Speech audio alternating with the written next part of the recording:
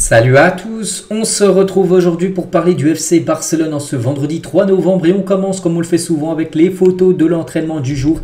Et on commence tout d'abord avec Xavi. Regardez, il y avait qui aujourd'hui à l'entraînement, Santi Cazorla, ancien joueur de la sélection espagnole, il a 38 ans, je crois que maintenant il joue dans son club formateur. Cazorla, bon, il n'a jamais joué du côté du Barça, mais il était du côté des installations du FC Barcelone pour faire un petit coucou à Xavi, hein. Les deux ont quasiment le même âge. Donc Cazorla, Inigo Martinez et Marcos Alonso lors de la séance d'entraînement d'aujourd'hui. Donc voilà quelques photos bien sûr, hein. Et nous on repart sur les photos de l'entraînement à J-1 avant ce Real Sociedad Barça, c'est demain bien sûr. Il y a eu l'arrivée de Cazorla, mais il y a eu aussi un entraînement très sérieux pour préparer cette rencontre. Le Barça n'aura pas le droit à l'erreur, il va falloir prendre des points demain. Du côté de la Real Sociedad, on peut voir Gavi, on peut voir Pedri, hein, qui s'est entraîné toute la semaine, donc il y a de fortes chances qu'il joue demain. Je pense plutôt remplaçant et plutôt le voir rentrer en cours de jeu. Le joueur Pedri, Jules Koundé aussi, hein, lui aussi est prêt, hein, il devrait bien sûr être dans le groupe pour ce match de demain. Félix tient contre Ronald Araujo lors du match, fin de l'entraînement du jour. Donc voilà, concernant bien sûr toutes les photos et concernant le programme, un petit rappel, hein, Real Sociedad, le Shakhtar et le Deportivo Alavés sont les trois prochaines rencontres du FC Barcelone. Concernant le match de demain du côté de la Real Sociedad, l'arbitre de la rencontre, parce que même si à la VAR on sait que l'arbitre c'est lui qui prend les décisions à chaque fois finale, donc ça sera Javier Alberola Rojas, Rojas, hein, je crois que ça se dit plutôt comme ça, qui arbitrera le match demain entre la Real Sociedad et le FC Barcelone. Concernant les joueurs, hein, on sait qu'il y a eu beaucoup de blessés ces derniers temps. Là, quasiment tout le monde est là et ça fait plaisir. Pedri a terminé l'entraînement d'aujourd'hui avec le groupe et il a d'excellentes sensations. Il sera de retour pour le match de ce week-end. Donc Pedri sera bien là. Hein, je vais montrer tout à l'heure une photo. L'entraînement, tout s'est bien passé. Il n'y a pas eu de blessure, surprise on peut dire. Donc il est apte et ça fait plaisir parce que Pedri, les gars, on sait qu'il est très important du côté du Barça. Il y a des stats, hein, j'ai déjà montré souvent quand il est là et quand il n'est pas là. C'est le jour et la nuit, hein, vraiment. Donc il va faire un bien fou ce retour du côté de l'équipe.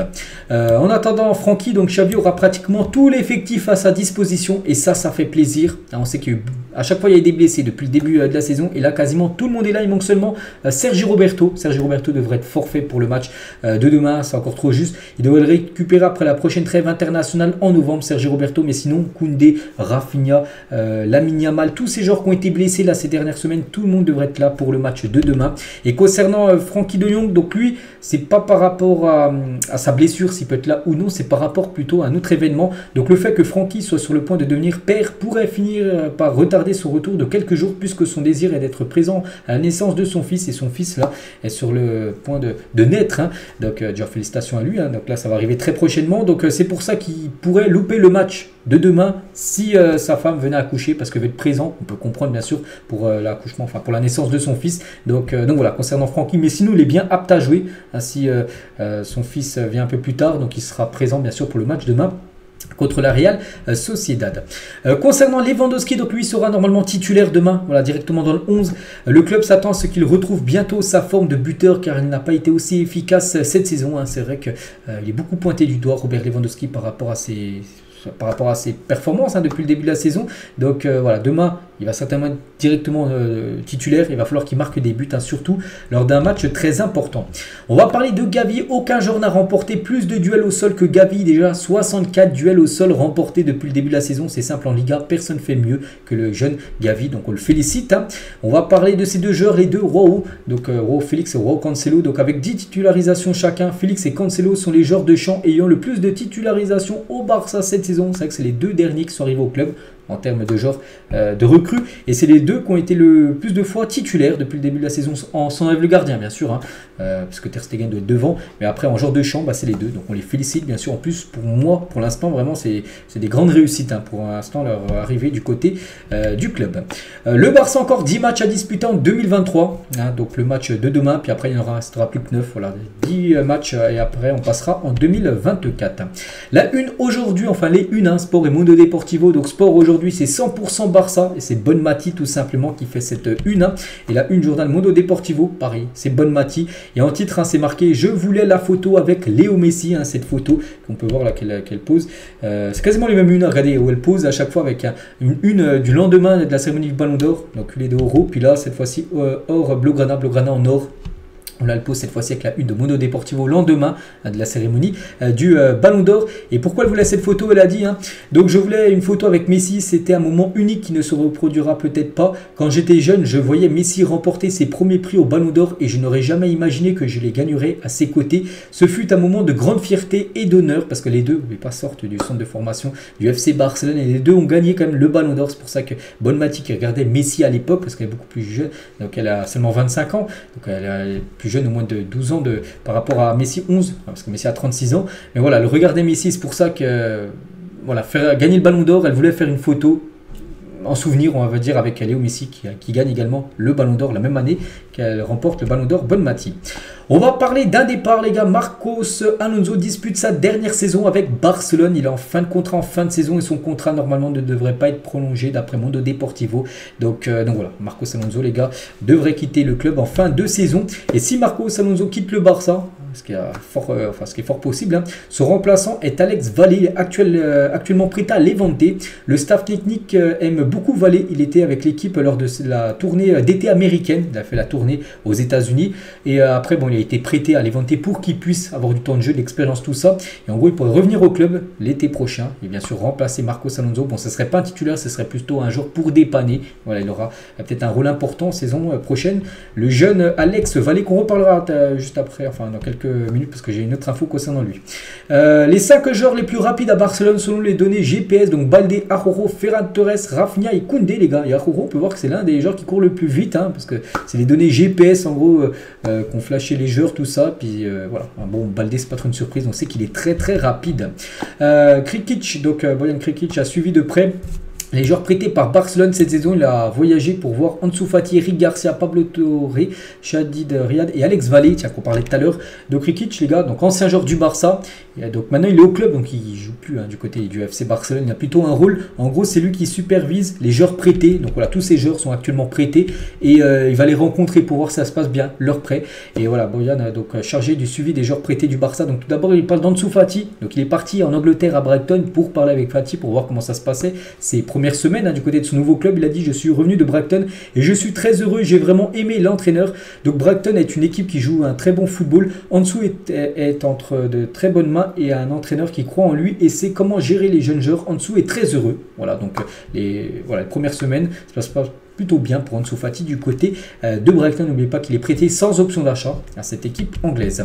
Bojan sur les déclarations de Gundogan, il a dit: je suis convaincu que ça va être discuté dans le vestiaire, aucun problème. Gundogan est compétitif et un gagnant. Il a marqué le premier but alors du dernier Classico. La colère qu'une perte provoque vous fait avoir certaines réactions, parce que je le répète les gars, ce qui s'est passé à la fin du match.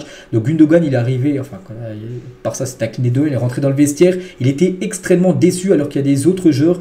Et il trouvait qu'en gros ils n'étaient pas déçus. Ils perdent un match comme ça, un match très important, ils n'étaient pas très déçus. Lui il ne s'est pas passé. Lui vraiment il voulait voir tout le monde vraiment énormément déçu, dégoûté d'avoir perdu. Et c'est pour ça qu'il a fait une déclaration qui a beaucoup fait parler. Mais quand même c'est une déclaration, c'est bien quand même qu'il soit comme ça. Gundogan, ça montre là qu'il déteste perdre. Il n'est pas venu, il a dit, au Barça pour perdre ce genre de rencontre.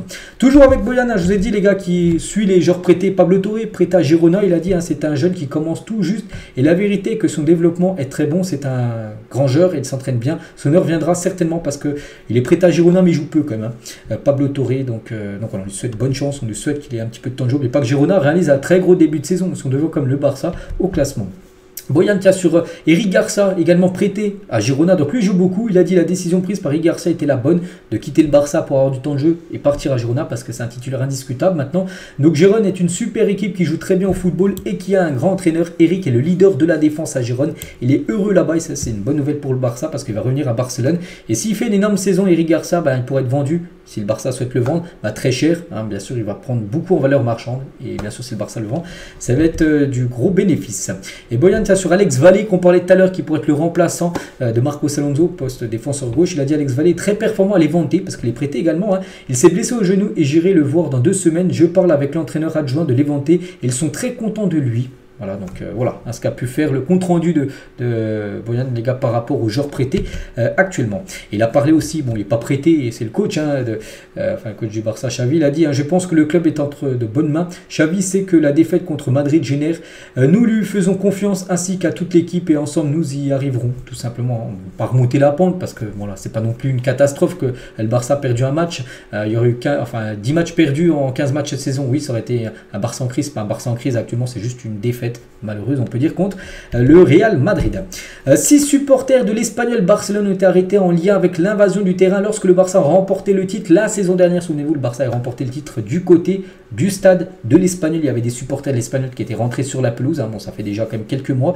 Et en gros, 6 supporters ont été arrêtés par rapport à ça. Ils seront certainement interdits de stade. Luis Suarez est très proche de signer à l'Inter Miami. L'attaquant uruguayen terminera l'année avec Grêmio et devrait rejoindre l'équipe de Léo Messi en 2024. Encore un ancien Blaugrana qui devrait aller du côté de Miami. Une petite photo, tiens, où il y a quelques joueurs du Barça ou ex-joueurs du Barça. On peut voir Fermin Lopez là tout à gauche. Je peux voir Baldé, je peux voir Xavi Simons ou même Gavi juste à côté de Xavi Simons. Donc voilà, c'était du côté du centre de formation à l'époque du côté de Barcelone. Et on finit les gars. Donc hier, pour ceux qui ont suivi l'épisode, je ne sais pas si vous l'avez vu, il a dit que le Barça voulait écouter toutes les offres concernant un nouveau équipementier Nike. Nike actuellement qui paye plus de 105 millions d'euros par an fixe. Ça peut monter à plus de 150 millions d'euros avec les bonus à Barcelone pour être équipementier. Mais voilà, ils peuvent écouter Adidas, Puma. Donc pour vous, ce serait quoi le meilleur? Est-ce que continuer avec Nike, Adidas, Puma ou celui qui paye le plus tout simplement? Plus de 8500 votes sur Actualité Barça.